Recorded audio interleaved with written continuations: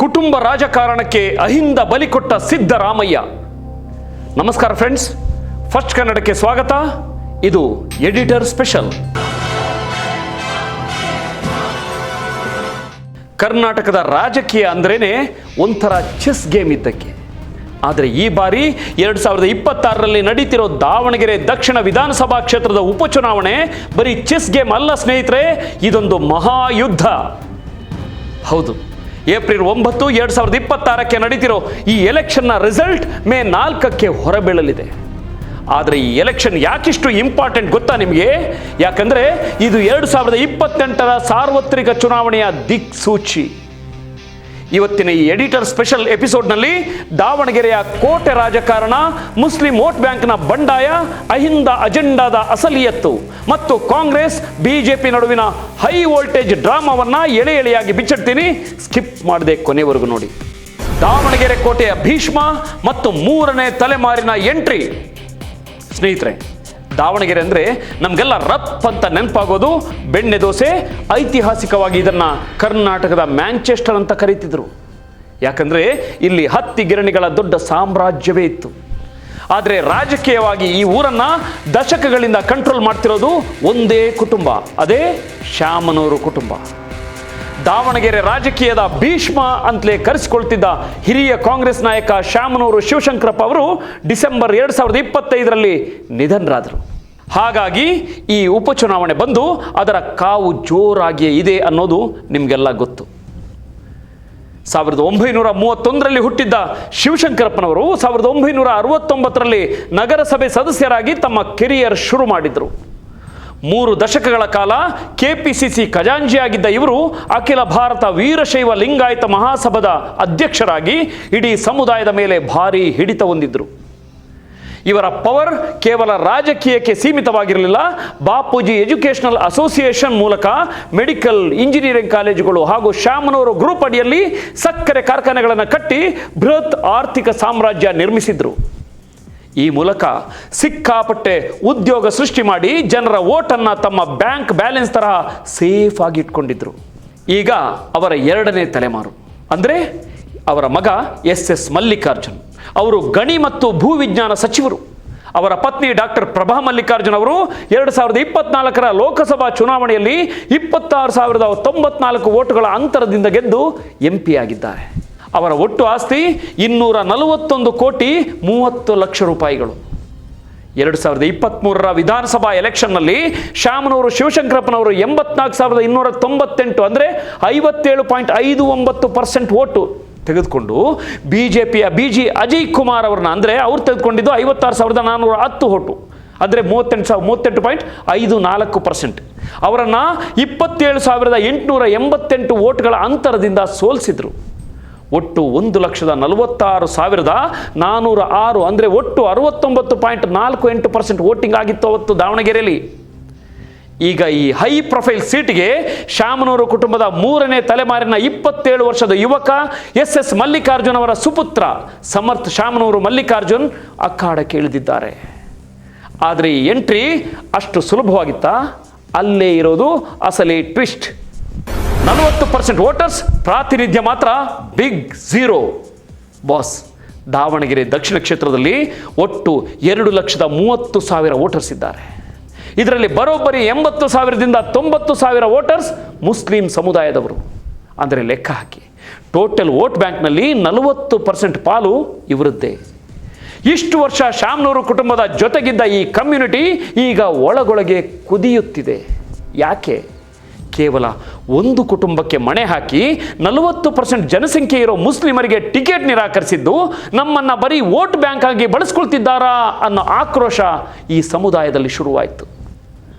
ಈ ಆಕ್ರೋಶ ಎಷ್ಟರ ಮಟ್ಟಿಗೆ ಇತ್ತು ಅಂದರೆ ಉಪಚುನಾವಣೆಗೆ ಒಟ್ಟು 25 ಅಭ್ಯರ್ಥಿಗಳು ನಾಮಪತ್ರ ಹಾಕಿದರೆ ಅದರಲ್ಲಿ 14 ಜನ ಮುಸ್ಲಿಂ ಕ್ಯಾಂಡಿಡೇಟ್ಸ್.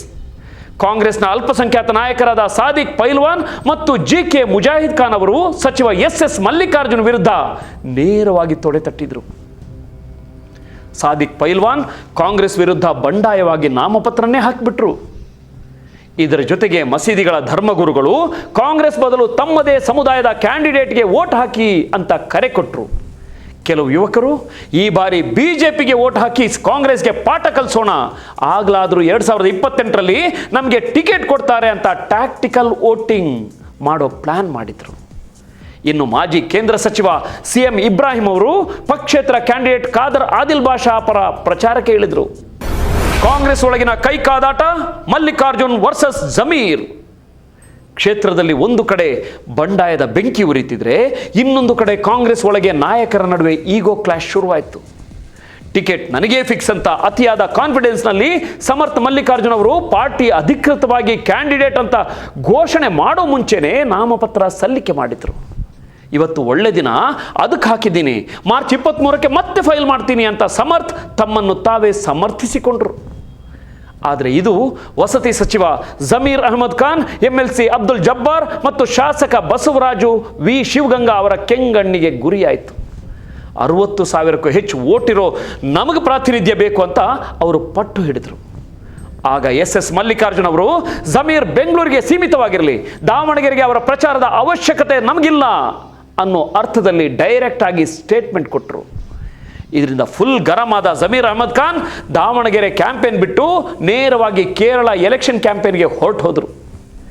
ಇದೆಲ್ಲ ನೋಡಿ ಕಂಗಾಲಾದ ಹೈಕಮಾಂಡ್ ರಾಜ್ಯ ಉಸ್ತುವಾರಿ ರಣದೀಪ್ ಸಿಂಗ್ ಸುರ್ಜೇವಾಲಾ ಅವರನ್ನ ಮಾರ್ಚ್ 20ರಂದು ಅರ್ಜೆಂಟ್ ಆಗಿ ಬೆಂಗಳೂರಿಗೆ ಕಳಿಸ್ತು.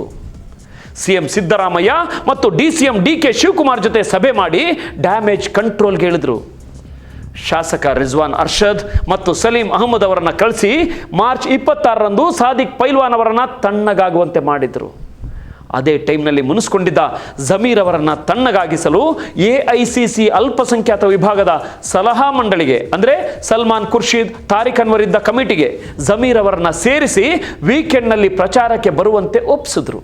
ಕಡೆಗೆ ಮಾರ್ಚ್ 26ರ ಲಾಸ್ಟ್ ಡೇಟ್ ಹೊತ್ತಿಗೆ 16 ಜನ ನಾಮಿನೇಷನ್ ವಾಪಸ್ ಪಡೆದು 25 ಕ್ಯಾಂಡಿಡೇಟ್ಗಳು ಫೈನಲ್ ಕಣದಲ್ಲಿ ಉಳಿದುಕೊಂಡ್ರು. ಅನ್ನದ ರಾಮಯ್ಯ, ಗ್ಯಾರಂಟಿ ಅಸ್ತ್ರ ಮತ್ತು ಅಹಿಂದ ವಾರ್ನಿಂಗ್.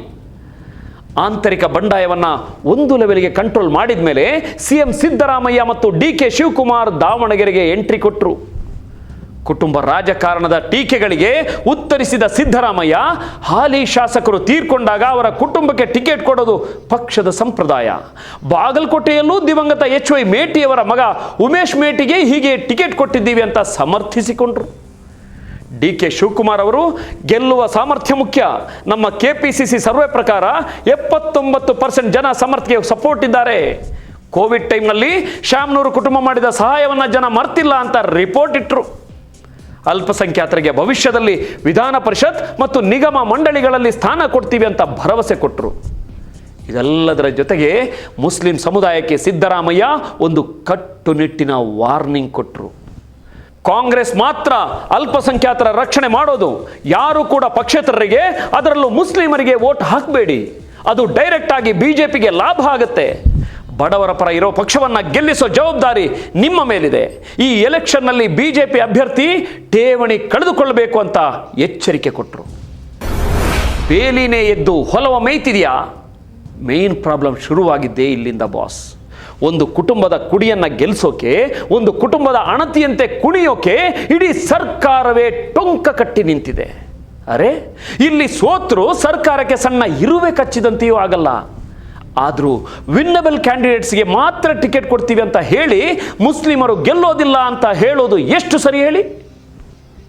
ಕಡೆಯದಾಗಿ ಮಾನ್ಯ ಸಿದ್ದರಾಮಯ್ಯನವರೇ, ತಾವು ಮುಸ್ಲಿಮರಿಗೆ ವಂಚಿಸಿ ಟಿಕೆಟ್ ಏನೋ ಕೊಟ್ರಿ, ಆದರೂ ಮುಸ್ಲಿಮರಿಗೆ ವೋಟ್ ಹಾಕಬೇಡಿ ಅಂತ ಹೇಳ್ತೀರಿ ಅಂದರೆ ಈ ಒಂದು ಕುಟುಂಬ ನಿಮ್ಮನ್ನ ಅದೆಷ್ಟು ಬೆದರಿಸಿರಬೇಕು ಸಿದ್ದರಾಮಯ್ಯನವರೇ? ಕಾಂತರಾಜ್ ವರದಿ ಜಾರಿ ಮಾಡೋಕೆ ಭಯ ಬೀಳಿಸದಂತೆ ಒಬ್ಬ ಅನನುಭವಿ ಹುಡುಗನನ್ನ ಗೆಲ್ಲಿಸಿಕೊಳ್ಳುವ ಸಲುವಾಗಿ ನಿಮ್ಮನ್ನ ಬ್ಲ್ಯಾಕ್ ಮೇಲ್ ಏನಾದರೂ ಮಾಡಿದ್ರಾ ಅನ್ನೋ ಡೌಟ್ ಬರ್ತಿದೆ ನನಗೆ. ಇಡೀ ಸರ್ಕಾರವನ್ನೇ ತೆಗೆದುಕೊಂಡು ಹೋಗಿ ಎಲೆಕ್ಷನ್ ಪ್ರಚಾರದ ವಿಷಯದಲ್ಲಿ ಥೇಟ್ ಮೋದಿಯವರನ್ನೇ ಮೀರಿಸಿಬಿಟ್ರಲ್ಲ. ಇಷ್ಟು ವರ್ಷ ನಿಮ್ಮನ್ನು ಮುಸ್ಲಿಮರು ತಲೆಯ ಮೇಲೆ ಹೊತ್ತು ಮೆರೆಸ್ತಿದ್ರು, ಆದರೂ ಯಾಕೆ ಹೀಗೆ ಕೇವಲ ಒಂದೇ ಒಂದು ಸೀಟ್ಗೋಸ್ಕರ ಶಾಮನೂರು ಕುಟುಂಬದ ಬಕೆಟ್ ಹಿಡಿಯುವ ಹತ್ತಕ್ಕೆ ಬಂದು ಬಿಟ್ರಲ್ಲ ಸರ್ ನೀವು? ನಿಮ್ಮನ್ನ ಮೋದಿ ಭಕ್ತರು ಸಿದ್ದರಾಮುಲ್ಲಾ ಖಾನ್ ಅಂತ ಟೀಕಿಸ್ತಾರೆ. ಅದರಿಂದ ಬಚಾವಾಗುವ ತಂತ್ರವಾಗಿ ಹೀಗೆ ಹೇಳ್ಬಿಟ್ರಾ? ಅಥವಾ ಸದಾಕಾಲ ನಿಮ್ಮ ಅಕ್ಕಪಕ್ಕದಲ್ಲಿ ಇರುವ ವಿಶ್ವೇಶ್ವರ ಭಟ್ಟರ ಸಹವಾಸ ದೋಷವ ಇದು? ನಿಮ್ಮ ಬಣದಲ್ಲೇ ಗುರುತಿಸಿಕೊಂಡು ನಿಮ್ಮನ್ನು ಗುರುವಿನಂತೆ ಆರಾಧಿಸುವ ಜಮೀರ್ ಅಹಮದ್ ಖಾನ್ ಅವರನ್ನ ಮಲ್ಲಿಕಾರ್ಜುನ್ ಅವರು ಏಕವಚನದಲ್ಲಿ ಟೀಕಿಸಿದ್ರು. ನೀವು ಜಮೀರ್ ಪರ ನಿಲ್ಲಿಲ್ಲ. ಜಮೀರ್ ಅವರು ಬೇಸತ್ತು ಕೇರಳ ಎಲೆಕ್ಷನ್ಗೆ ಹೋಗುವಂತೆ ಮಾಡುವಲ್ಲಿ ನಿಮ್ಮ ಪಾತ್ರವೇ ದೊಡ್ಡದಿದೆ ಅಂತ ನನಗನ್ನಿಸ್ತಿದೆ. ಸಮುದಾಯಕ್ಕೆ ಏನಾದರೂ ಅನ್ಯಾಯವಾದಾಗ, ಆ ಅನ್ಯಾಯದ ವಿರುದ್ಧ ಯಾರೂ ನಿಲ್ಲದಿದ್ದಾಗ ಹಿಂದು ಮುಂದು ಯೋಚಿಸದೆ ಪ್ರತಿಕ್ರಿಯಿಸುವ, ಶೋಷಿತರ ಪರ ನಿಲ್ಲುವ ಜಮೀರ್ ಅವರನ್ನ ತಬ್ಬಲಿಯಂತೆ ಮಾಡಿಬಿಟ್ರಲ್ಲ ನೀವು. ಇದ್ರ ಬಗ್ಗೆ ನಿಮ್ಮ ಒಪಿನಿಯನ್ ಏನು? ಮುಸ್ಲಿಂ ವೋಟರ್ಸ್ ಟ್ಯಾಕ್ಟಿಕಲ್ ವೋಟಿಂಗ್ ಮಾಡ್ತಾರಾ ಅಥವಾ ಗ್ಯಾರಂಟಿ ಸ್ಕೀಮ್ಗಳು ಕಾಂಗ್ರೆಸ್ನ ಕೈ ಹಿಡಿಯುತ್ತಾ? ಕಮೆಂಟ್ ಸೆಕ್ಷನ್ನಲ್ಲಿ ತಿಳಿಸಿ. ವಿಡಿಯೋ ಇಷ್ಟ ಆಗಿದ್ರೆ ಲೈಕ್ ಮಾಡಿ, ಶೇರ್ ಮಾಡಿ. ಯಾಕಂದರೆ ಇದು ಕೇವಲ ಸುದ್ದಿ ಅಥವಾ ಸುದ್ದಿಯ ವಿಶ್ಲೇಷಣೆ ಅಲ್ಲ, ಇದೊಂದು ಚಳುವಳಿ. ನೋಡ್ತಾ ಇರಿ ಫಸ್ಟ್ ಕನ್ನಡ, ಆಗೋದಲ್ಲ ಒಳ್ಳೆಯದಕ್ಕೆ. ನಮಸ್ಕಾರ. ಜೈ ಹಿಂದ್, ಜೈ ಕರ್ನಾಟಕ.